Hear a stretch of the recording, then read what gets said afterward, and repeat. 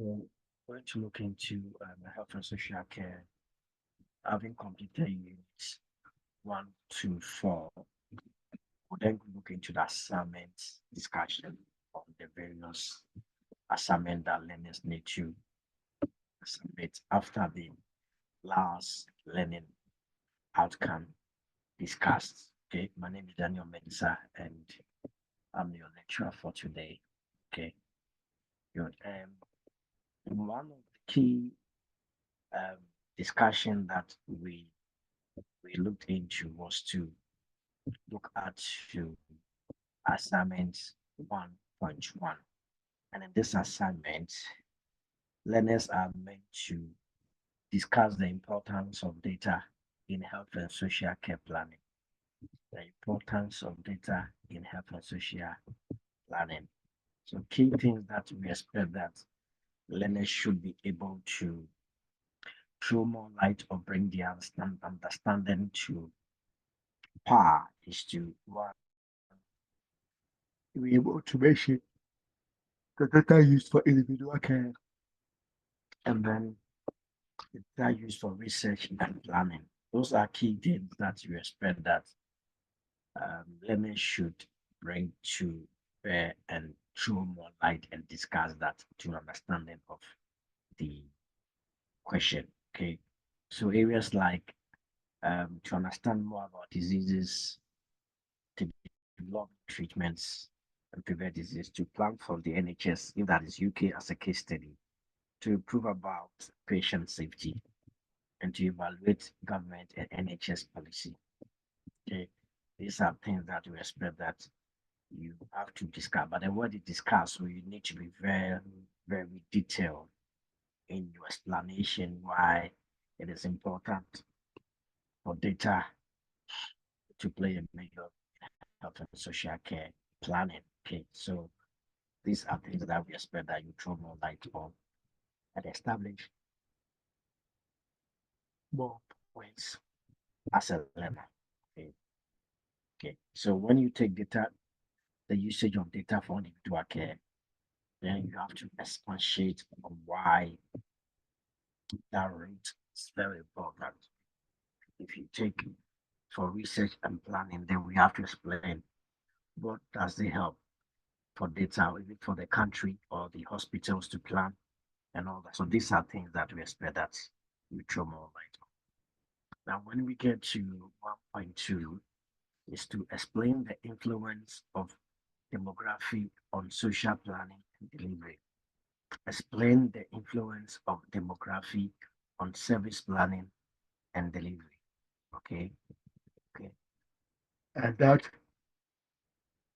key point we have to look is one, we look at the overwhelming influence on health service needs in size and age. So we look at the demographics, but again, what is the influence, okay, of the demography on health? And so there are influences on health and social care based on the size and the age structure of the population. So these are things that we need to take note of, okay? And in the UK, you could do that with the NHS resources and allocated on basis of age-weighted capitalization. And this, you could have references relative to that, okay?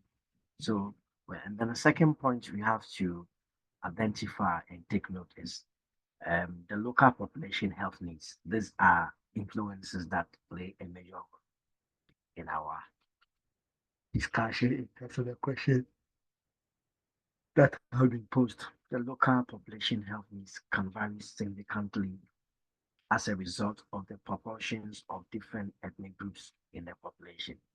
And then thirdly, third influence on population structure and health arises from migration and the social status of migrants. A third influence on population structure and health arises from migration and the social status of migrants. This is very important. This is very, very, very important. Okay. This is very, very important. Okay, let's look at 2.1. 2.1, the question is explain the roles and responsibilities of at least 2 named health and social care professions. So we expect that you give a detailed explanation of the general role of health and social care workers in it. Then you choose to. So it could be adult nurse, or it could be a social worker, or it could be a radiography. So you need to choose. So having described in detail the general roles of health and social care workers, then you narrow it to 2. Okay, narrow it to 2. Then 2. Identify the key features of effective partnership working. What are the key features? So key features, you have to identify them and throw a bit more light. So openness, okay, is one of the key features. Trust and honesty is a key feature, okay. There should be agreed shared goals. Agreed shared goals. They are key features. Values and regular communication between partners. They are key features. So we are partners. So active partner. Without openness, partnership cannot hold water. Partnership will not stand the test of time. Without trust and honesty, there cannot be an effective partnership.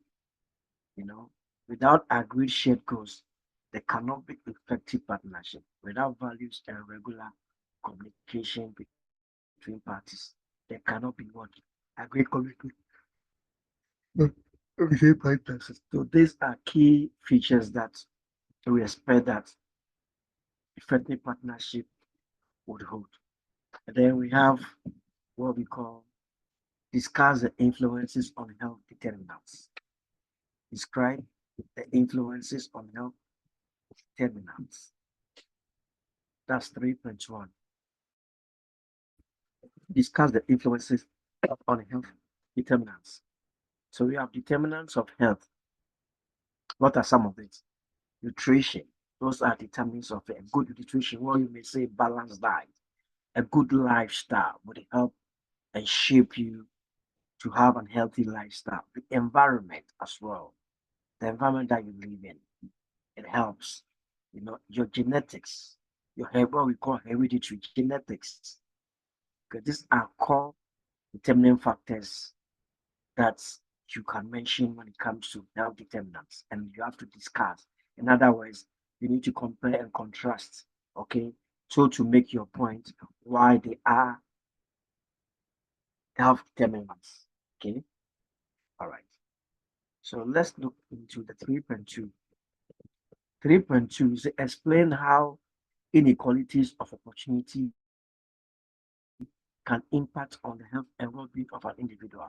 Okay, so you have to define what then is health inequalities. What then is health inequalities? What then is health inequalities? Health inequalities are the unfair and avoidable differences in people's health across social groups and between different population groups. Fundamental causes of health inequalities are unequal distribution of income, could be power and wealth. This can lead to poverty and marginalization of individuals and groups. Okay, all right, and groups. These fundamental causes also influence the distribution of wider environmental influences on health, such as the availability of good quality housing, work, education, and learning opportunities, as well as access to service and social and cultural opportunities in an area and society. Okay, so these are things that we need to take. So the inequalities, opportunities, these are few areas that you have to look into in your submissions. Okay, not limiting it to the availability of services in your local area, service opening time, access to transport, access to child care, language spoken and written, literacy, poor experiences in the past, misinformation, and then fear. Okay, these are areas that we have to bring to bear in our submission. Okay. Then let's look at 4.1. Discuss the key ethical and legal issues on health and social care. Okay, so relative to ethical issues, we can talk about patient confidentiality, informed consent, physical assisted suicide, plus, we can also talk about GDPR, data protections and all that. Those are ethical. Very, very important. But legally, we can look at professional malpractices, we can look at false claims, we can look at even medical malpractices and all that. Those are legal issues that people need to comply with legally. Okay, we can look at whistleblowers cases, so those are legal issues and legal frameworks that we have to comply professionally. Okay, then 4.2 says explain the role of professional codes or practice within the health and social care sector. Okay, what then comes to mind? Some key roles that we have to look into is, the CQC. So you see, what does it do? It says make registration requirements related to IPC clear to all registered providers so that they can understand what they need to do to comply. Provide guidance for CQC staff to make judgments about compliance with the requirement for IPC. Provide information for people who use the services of a registered provider.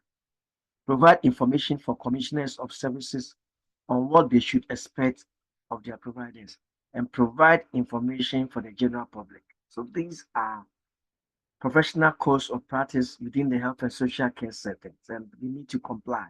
Where CQC seeks to guide employers of service providers in how to go about their healthcare policies and all that. We may also talk about the PSC, professional authority, the professional standard authority, that they also seek to guide people in their professional ethics and all that. You may also talk about regulators like the MSC that also have its own codes of practice. You can talk about the HCPC that also have its own codes of practice and all that. So there are different codes of practice in regulators sectors that seeks to guide within the health and social care sector and ensure that service providers and or employers and employees guide themselves or do things in the right professional conduct and the right ways that would help in their jobs and duties. Okay.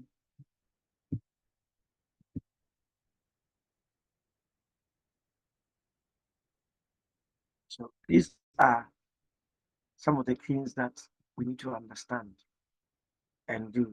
Okay. We need to understand and do. Okay, so we'll go over again. Discuss the importance of data in health and social care plan. Key points is the data for individual care and data for research and planning. And I've underpinned and underscored those beneath it. Okay, so when we come to 1.2, explain the influences. We have influence on health services, we have influence on the local population, you have influence on the population structure.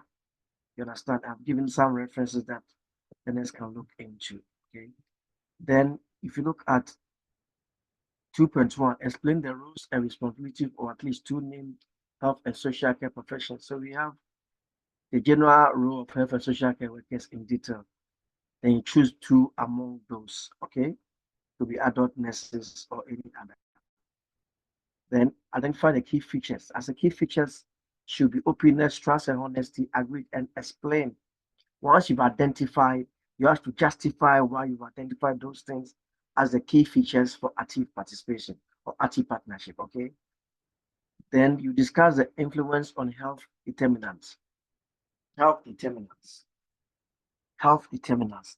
of health, nutrition, lifestyle, environment, and genetics are all considered as core determinants, and they are the 4 pillars of health, okay?